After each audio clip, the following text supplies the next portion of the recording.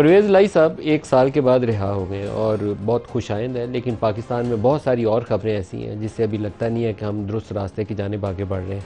ख़ास तौर पर जो इस्टेब्लिशमेंट और पीटीआई के मामलात हैं और अब जुडिशरी और इस्टेब्लिशमेंट के जो मामलात हैं, उससे लगता यह है कि जब तक कोई बड़ा हादसा नहीं होगा तो हम सीधी राह के ऊपर शायद कभी उसके बगैर माइल होने पर आमादा ना हो। जब बहुत ज़्यादा ईगोज़ ऊपर चले जाए ना, तो फिर सियासी तौर पर या बातचीत के ज़रिए रास्ता निकालना मुश्किल हो जाता है। परवेज़ लाई साहब ने भी 1 साल बहुत रगड़ा खाया और आमतौर पर पीटीआई के जिस बंदे को पकड़ा जाता था, वो जब तक प्रेस कॉन्फ्रेंस करके इमरान खान की पैदा होने से लेकर 70 साल की उम्र की जितनी बुराइयां गिनवा नहीं था लेता, तब तक उसकी रिहाई की, माफ़ी की कोई गुंजाइश नहीं थी पैदा होती। लेकिन परवेज़ लाई साहब की उसके बगैर माफ़ी और रिहाई हुई है, तो इसका एक तासुर ये गया है कि बहुत सारे लोग क्या सराई कर रहे हैं कि परवेज़ लाई को छोड़ा क्यों गया। वो एक कॉन्स्पिरेसी थ्योरी होती है ना, सबसे पहले उसकी तरफ है कि वो बाहर आके क्या करेंगे, पार्टी में इनका रोल क्या होगा, कैसे चलाएंगे। फिर हमाद अज़हर शाम को वो सामने आए तो उसके ऊपर भी लोगों ने क्या सराई की कि हमाद अज़हर क्यों है। इमरान खान के अभी थोड़ी देर पहले जेल से जो रिपोर्टर्स गए हुए हैं उनके ज़रिए जो बयानात आ रहे हैं, वो रऊफ़ हसन के मामले के ऊपर एक एहतजाजी तहरीक की तरफ कॉल देने का इशारा कर रहे हैं। अभी दी तो नहीं है, लेकिन इशारा उसी तरफ कर रहे हैं कि हम एहतजाज करेंगे, सड़कों पर आएंगे। और इमरान से कुछ ऐसा बाइद भी नहीं है कि ऐसा कर गुजरे। और बजट सेशन के दौरान उनका ख्याल यह है कि दबाव बढ़ाने का मौका है, इसको दबाव का हम मज़ीद बढ़ाएंगे। क्या पाकिस्तान इस वक्त मुतहम्मिल हो सकता है? ये मैं इमरान को प्रीच नहीं कर रहा कि उसको करना चाहिए नहीं चाहिए।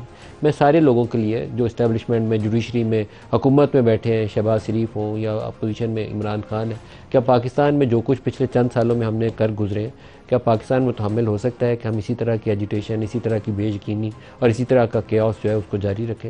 2014 के धरने से लेकर आज तक 2024 तक उसमें इमरान की हुकूमत बनी भी, गिरी भी, एहतजाज भी हुआ, उसको गोली भी लगी, नई हुकूमत भी बनी, लेकिन पाकिस्तान में अमन नसीब नहीं हुआ। लोग गरीब से गरीब हो रहे हैं, रुसवा हो रहे हैं, बेरोज़गार हो रहे हैं, बच्चे माँ बाप पढ़ाते पढ़ाते वो उनके पल्ले कुछ नहीं बचता, उसके बाद उनके बच्चों को नौकरियां नहीं मिलती और वो हाथ जोड़ के खड़े होते हैं, पाकिस्तान से फ़रार होने के तरीके ढूंढते हैं।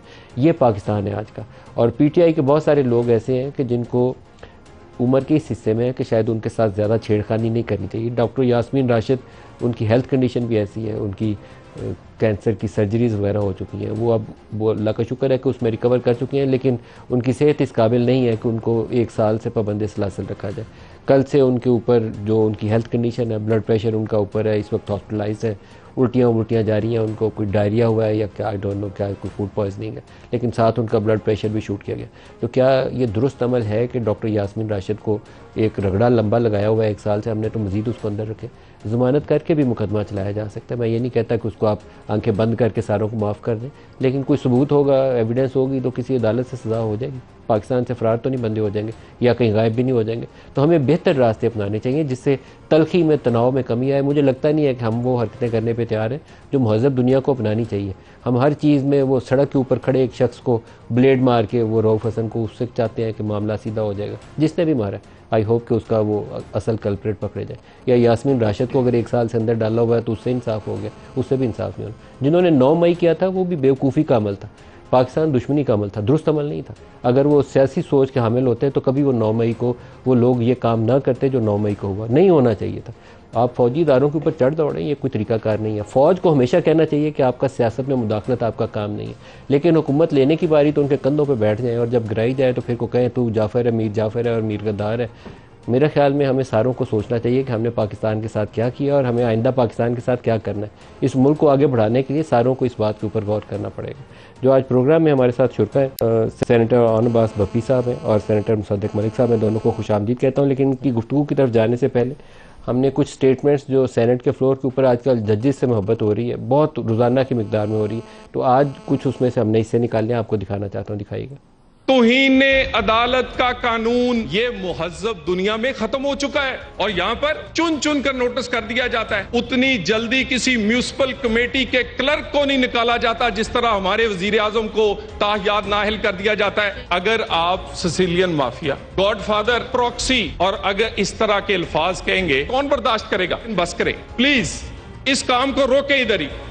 यहाँ जो तौहीन का खेल खेला जा रहा है, ऐसा लगता है कि हजारों लाखों वोट लेके मुंतखब होने वाला एमएनए, उनके अलावा बाकी सबकी इज्जत है। किसी भी दायरे में बैठे हुए मौजूद अफराद को, उनको भी हक नहीं होना चाहिए कि आप हमारी इज्जतें उछालें। अगर आपकी जानिब से जनाब सिलेक्टिव जस्टिस होगा और डिसीजन होंगे तो फिर लोग आप पे सवाल उठाएंगे। आईने पाकिस्तान किसी अदालत को ये इख्तियार नहीं देता कि वो गुस्से में जो उसके दिल में आए वो कह दे। वो कहे कि अगर ये काम अभी इस तरह ना हुआ तो मैं वजीर आजम को यहाँ पे बिठा दूंगा। ये क्या तरीका है अदालत करने का? आप करें, आप अपने फैसलों के जरिए जो हुक्म जारी करना चाहते हैं वो जरूर करें।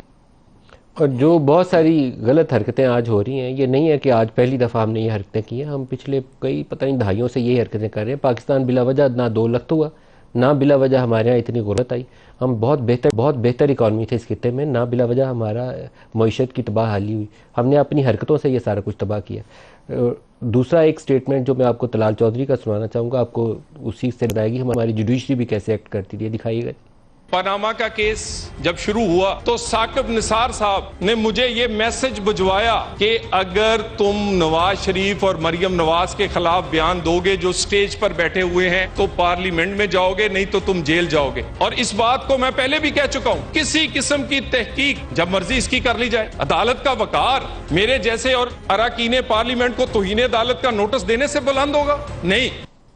वो जजेस जो आज हाई कोर्ट में या सुप्रीम कोर्ट में बैठे हैं, उनको भी अल्लाह को जवाब देना है। तो अगर भुट्टो को फांसी चढ़ा के आज कहें 50 साल बाद हमसे गलती हो गई थी, तो वो भी दुरुस्त नहीं है अमल। थोड़ा सा खौफ खुदा वो भी करें। इसी तरीके से इस्टेब्लिशमेंट अपने रोल के अंदर आए और पार्लियामान वो काम करे जिसके लिए ये दावेदार हैं कि हम लोगों के मुंतखब नुमाइंदे। क्योंकि बहुत सारे लोग फिर उसके ऊपर सवाल उठाते हैं कि आप मुंतखब हैं तो फिर वो काम क्यों नहीं करते जिसके लिए आपको भेजा गया।